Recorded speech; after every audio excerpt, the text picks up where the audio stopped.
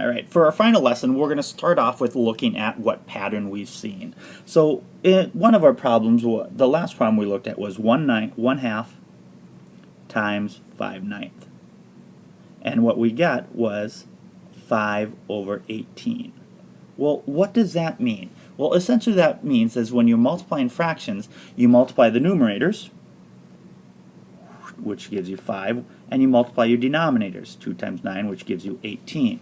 Well, what does that mean? Well, when we look at this in terms of an algebraic formula, okay, basically all we do is we punch in letters for the numbers to figure and gives us a general form on how to solve a problem. In this case, our letters, okay, would be A over B times C over D, which will give us AC times BD, or it's also A times C, B times D. Sometimes we get confused when we see that the letter together. That means just A times C. Okay, that's why I wrote it two different ways. So that's our general formula.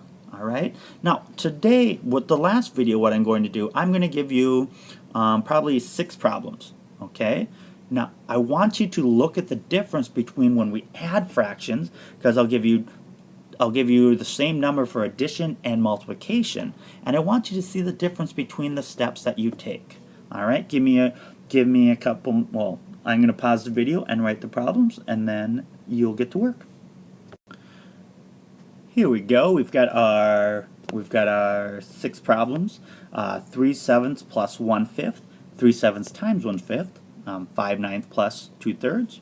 5/9 times 1/3. Oops, that should be a 2. I apologize there. They should be the same problem. And then we have 1/2 plus 3/4, and then 1/2 times 3/4. So please pause the video, take some time, solve them, and I want you to see the difference between adding fractions and multiplying fractions. When you're done, restart the video and check and see how you did. Hopefully, boys and girls, you remembered how to do this. If not, hopefully you looked back in your notes and saw how to do this. First thing we have to do is we have to make sure, when adding fractions, we have to make sure that we are talking the same language. So we have to figure out where 7 and 5 meet. Well, that's 35. So what we're going to do is rewrite this so we have the same denominator. Now, what do I do to 7 to get to 35? Well, I multiplied it by 5. Whatever I do to the bottom, 7 times 5 is 35.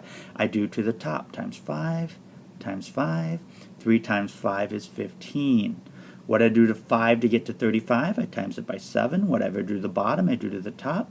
1 times 7 is 7. And now I add those together. 15 plus 17 is, if I remember correctly, it's 22. And I keep, what's my language? 35. Okay? Now, when I multiply, all I do is I'm making 2 separate problems. I'm multiplying A times C. 3 times 1 is 3. And if you forget where I'm getting those numbers, A and C, that's from up here. Okay? And then I do 7 times 5, which is 35. Now, the one thing I want you to pay attention to is, can I reduce this at all? No. Can I reduce this at all? No. Alright, so let's look at our next problem. We have 5/9 plus 2/3. We have to get them speaking the same language. Where do 3 and 9 meet? Well, they meet at 9. 5 over 9 plus something over 9. What did I do to 3 to get to 9? Times it by 3. Whatever I do to the bottom, I do to the top. So now I have 2 times 3 is 6. Now that they're speaking the same language, I can add them.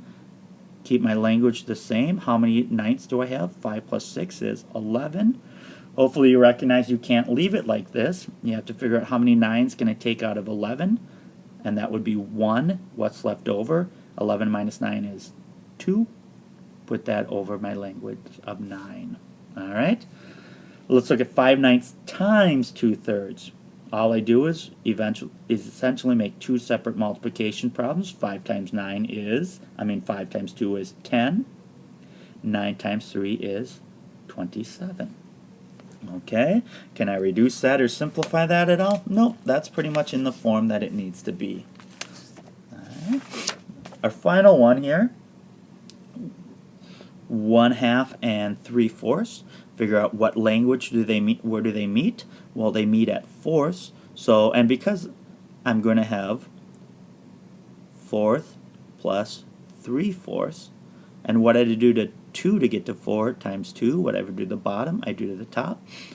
2/4 plus 3/4, I'm going to add those together.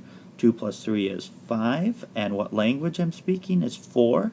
Now I have an improper fraction here because my numerator is greater than my denominator, so let's simplify.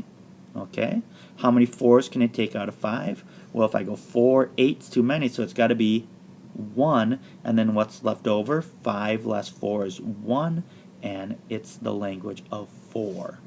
Alright. Finally, multiplication. Again, multiply the top, A times C. Multiply the bottom, B times D. 1 times 3 is 3. 2 times 4 is 8. So we get 3/8. Now, ladies and gentlemen, I want you to recognize in terms of what happened here. We multiplied both numerator, denominator, Both numbers changed. Also, I want to look at, did the numbers get big? Did the numbers increase in size or decrease in size? Well, 3/35 becomes a pretty small number compared to 7 3/7 and 1/5. Where here we changed the numerator and added the numerator, but we kept our denominator the same. And did our number grow or did it shrink? Well, 22/35 is greater than 3/7 and greater than 1/5. So when we add, our number gets greater. When we add fractions, our number gets greater. Whereas when we multiply fractions, notice each time the number got smaller. It has a smaller value. Okay? So that's the main difference between adding and multiplying fractions.